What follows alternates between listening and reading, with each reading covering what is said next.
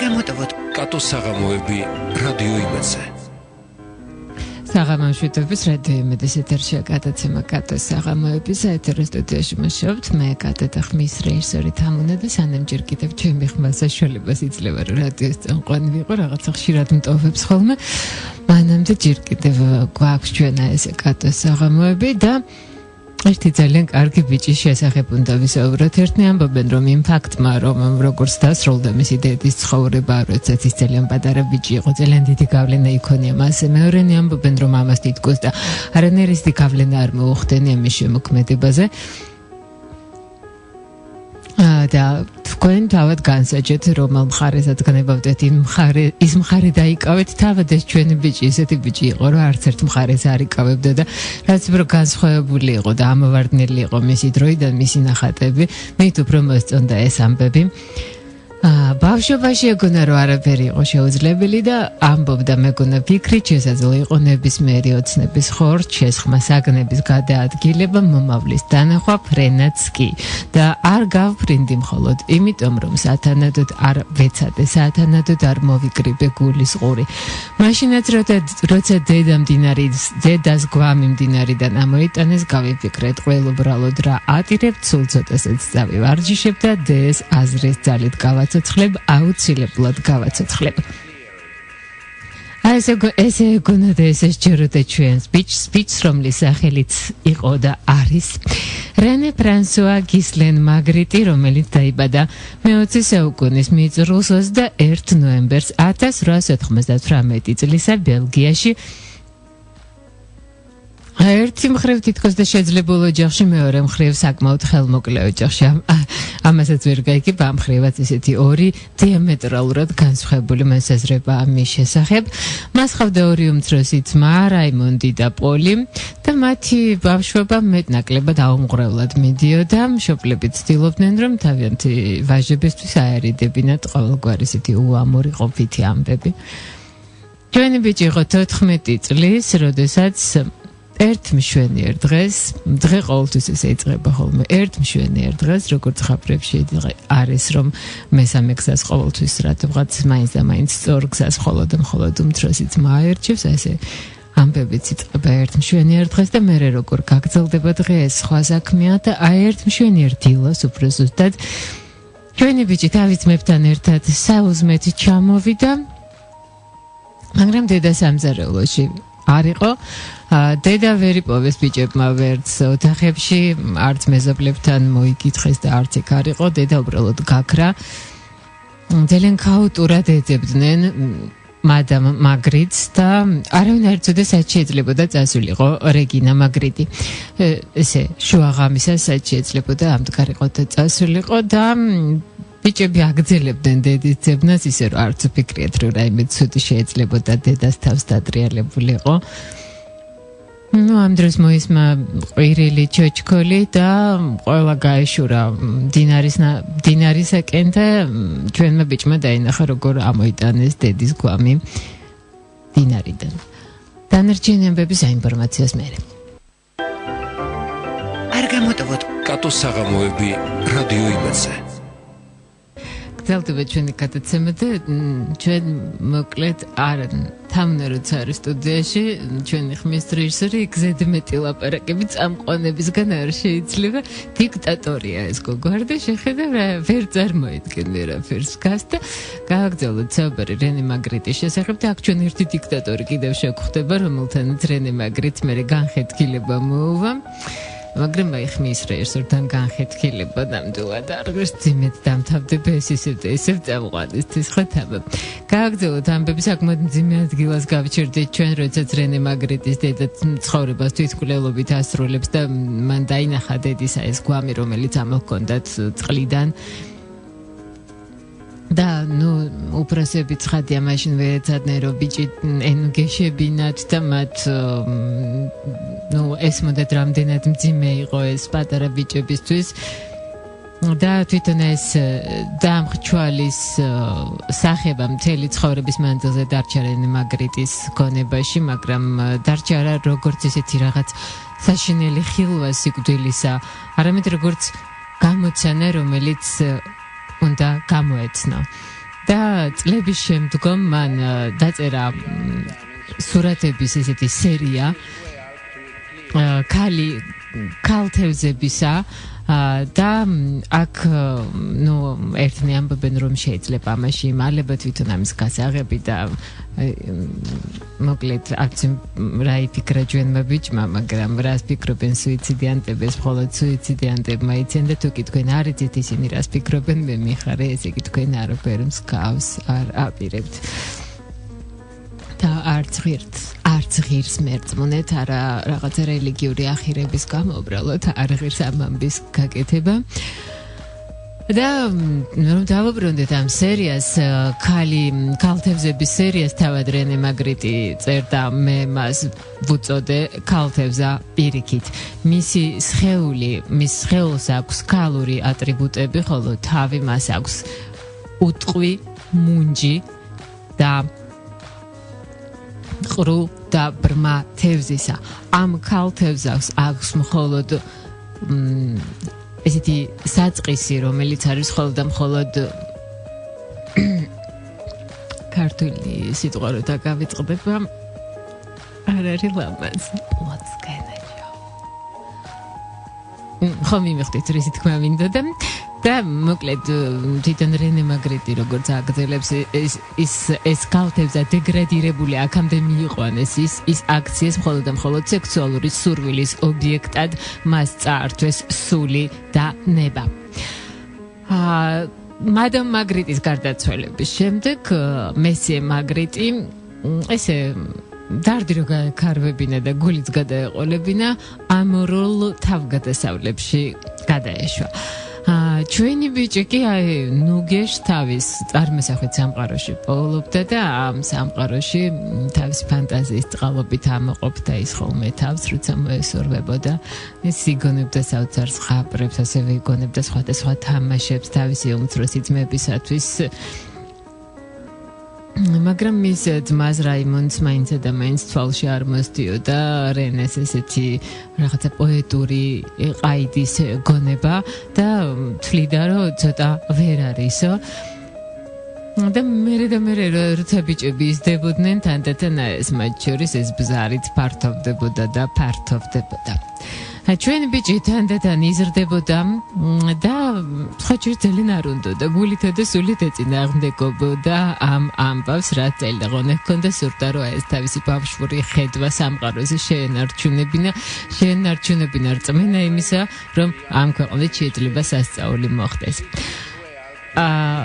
ზოგჯერ ეს ამბები გამოსდიოდა კიდეც აი ამისობაში რომ ვიზდებით ჩვენი რენე უკვე ასაკშია ჩვენი ბიჭი რენე მაგრიტი უკვე ასაკშია რომ მეგობრებთან ერთად სასეირნოდაც დადის და ის გაემართა ერთხელაც ბაზრობაზე მაშინ ბაზრობები მოგეხსენებათ ის არ იყო მხოლოდ ეს ყიდვა გაყიდვა აქ იყო ატრაქციონები აქ იყო გართობა სანახაობანი და ამ ატრაქციონების და სანახაობების გარემოში მან დაინახა გოგონა რომელიც ეს რაღაც ესეთი ძალიან შორს იყო ამ ყველაფრისაგან იქ იყო მაგრამ თან იქ არ იყო და ამ ხიარულებისაგან ძალიან შორს იყო თავისი არსებით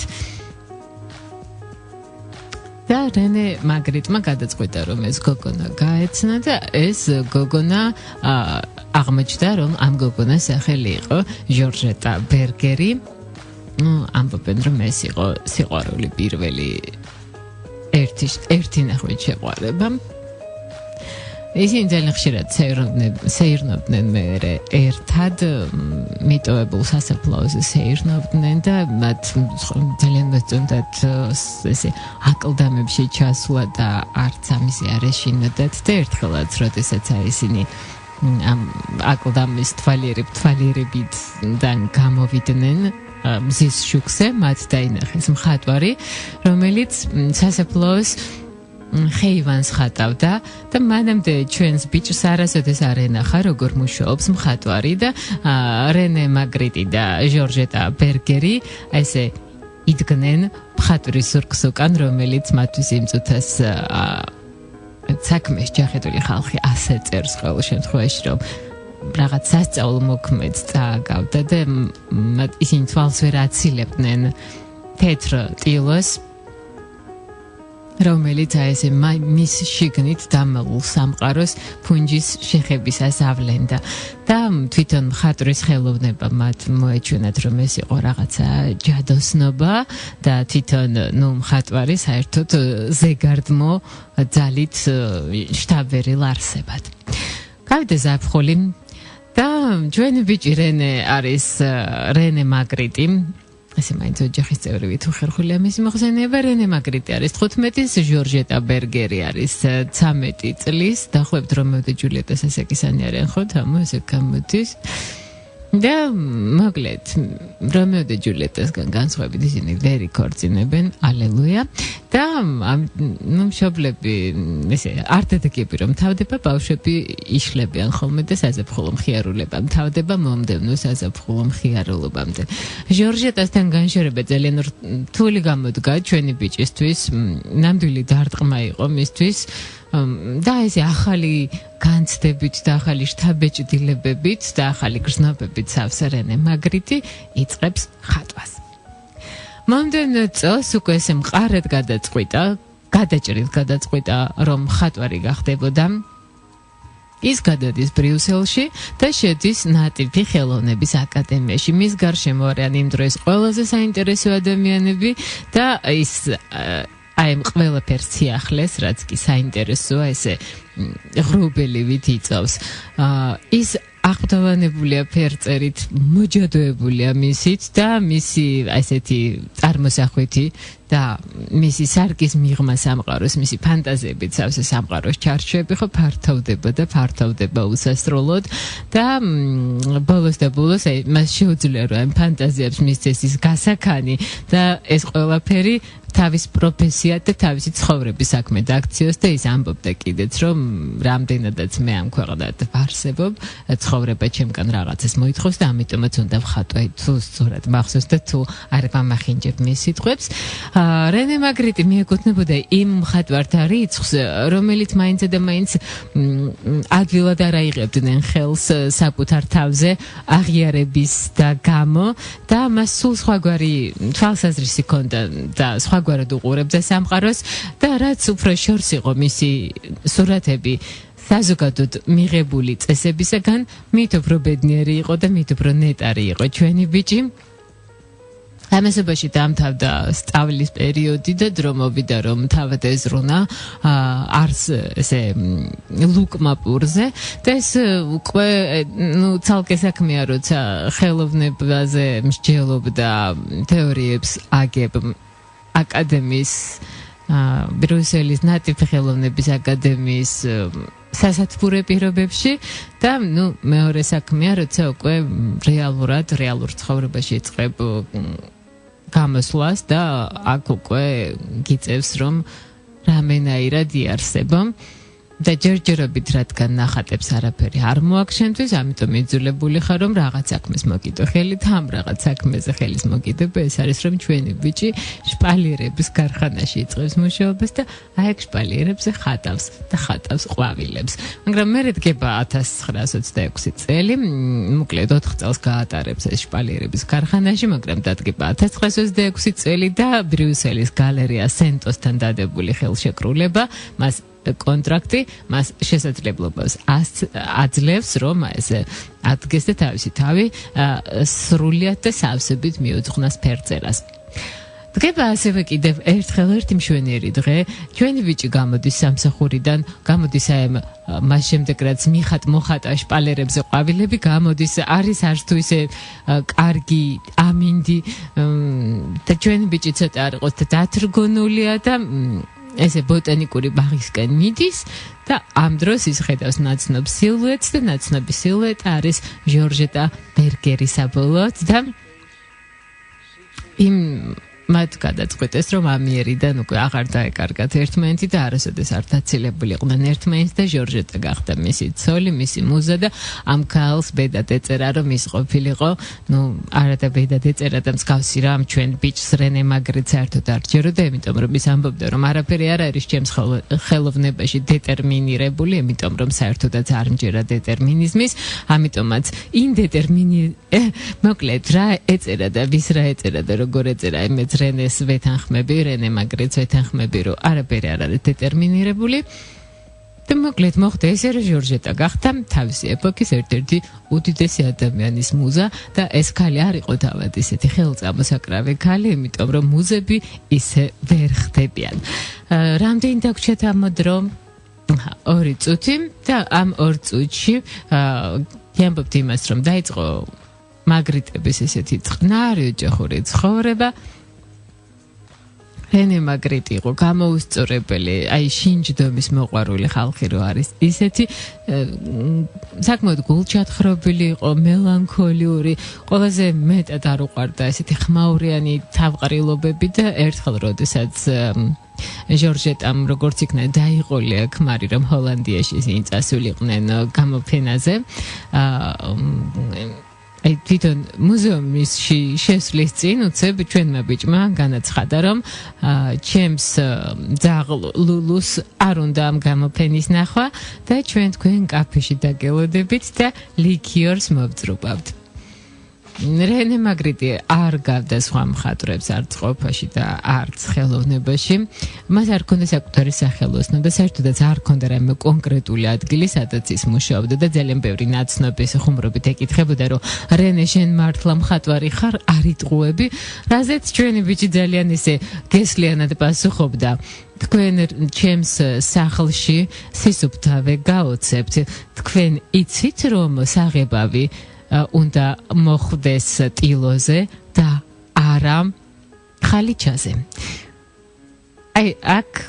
მუსიკაზე გადავიდეთ უკვე საღებავებიდან მერეგელი საინფორმაციო გამოშვება ამინდის პროგნოზი და ბოლოს უკვე მერე ნახოთ როგორ სიამოვნებას ანიჭებდა ჩვენს ბიჭს ფილოსოფიურ ამბებზე ფიქრი.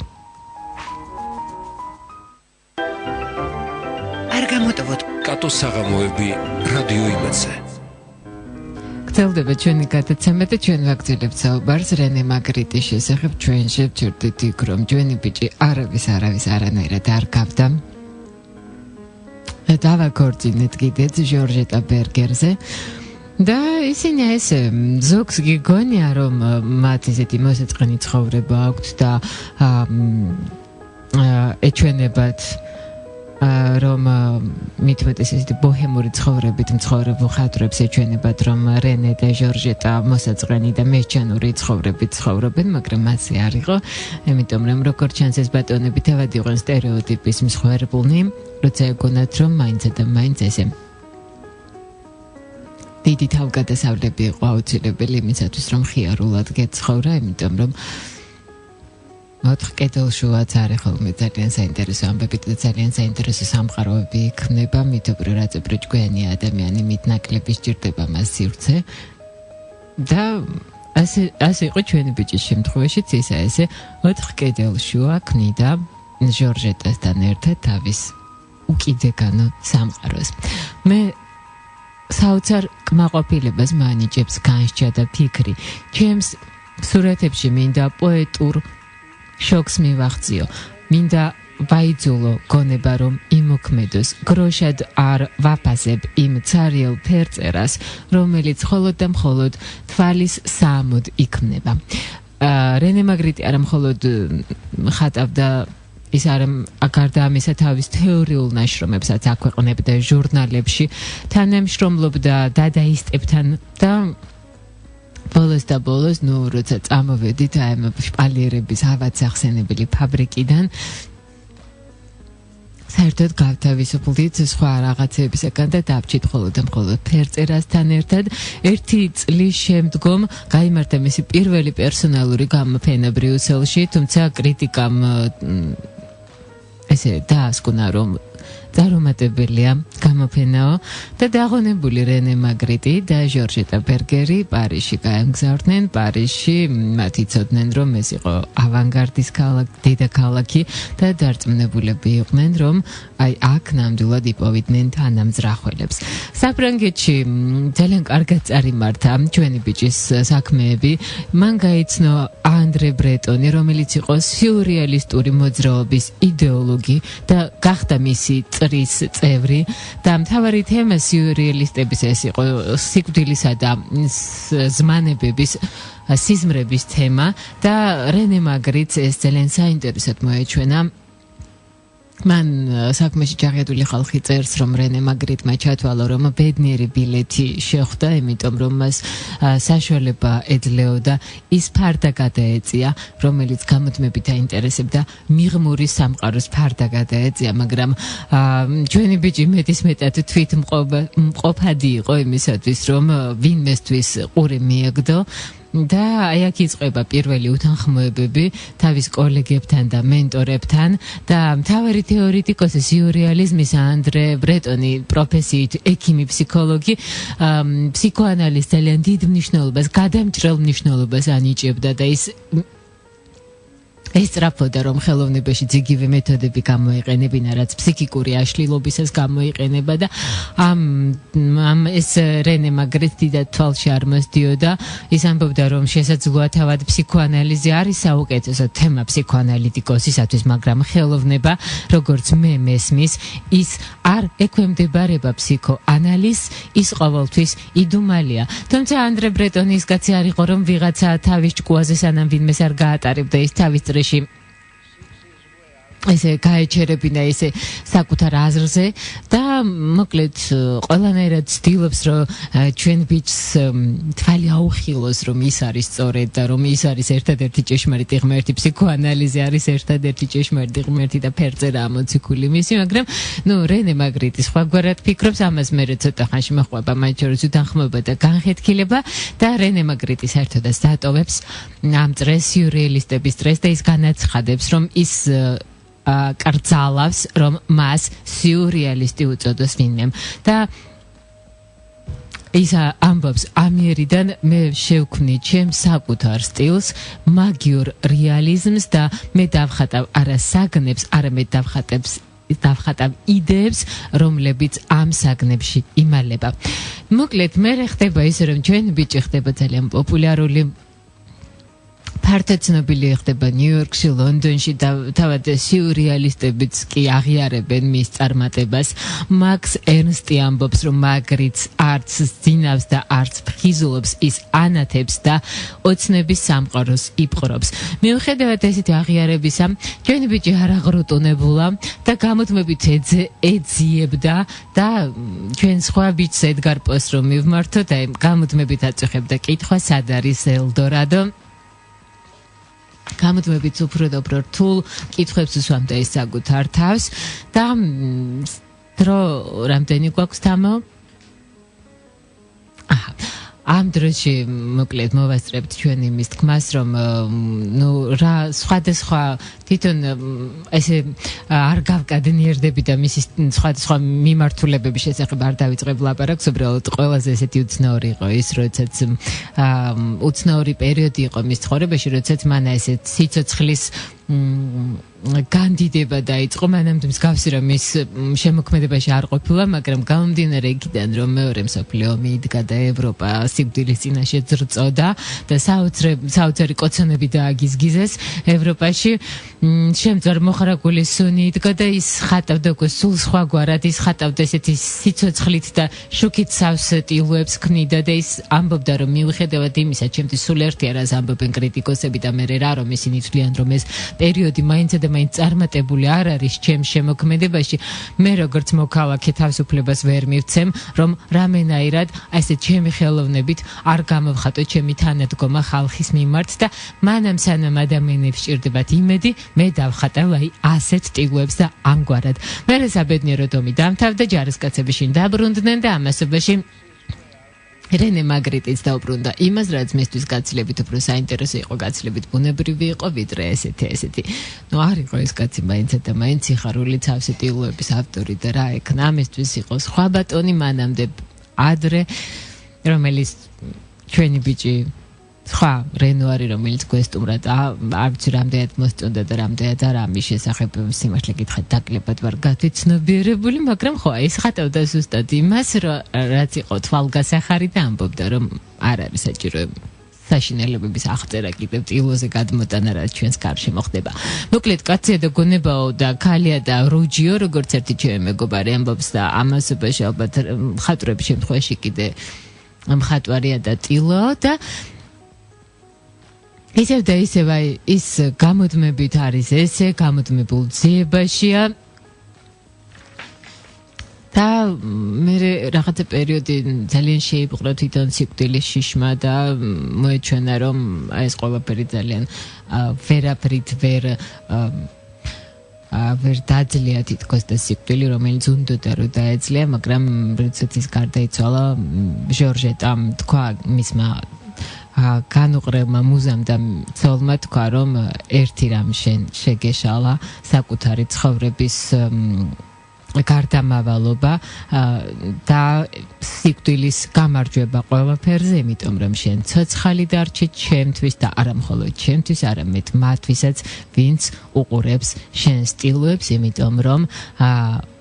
მათში ეს შენ ხარ. მე ვუყურებ ამ ტილოებს, გელაპარაკები, გედავები, როგორც ყოველთვის და შენ მაინც მოახერხე ის, რაზეც შენ ოცნებობდი, შენ მოხვდი სარკის მიღმა სამყაროში, მაგრამ იქვე დარჩი, შენ სძლიე სიკვდილს. ჩვენ გაცემეთ დასრულდა. დღევანდელი ჩვენი ბიჭი იყო რენე მაგრიტი. ხვალ გექიმი ანტონ ჩეხოვი იქნება ჩვენი სტუმარი. მიშა მიმინაშვილთან ერთად და ნახოთ ხვალ საყომეს როგორი დარი იქნება, შესანიშნავი დღეა, ჩაიდავლიო თუ თავი ჩამოვიხჩო, რომელ პიესაშია თამოგახსოვს მისი თავი ჩამოხჩება, არ გვინდა ისევ ჩაის დალევა სჯობს, მწვანე ჩაი ჟასმინით, როგორც მიშას უყვარს და ექიმი ანტონ პავლოვიჩი. არ გამოტოვოთ კატოს საღამოები რადიო იმედზე.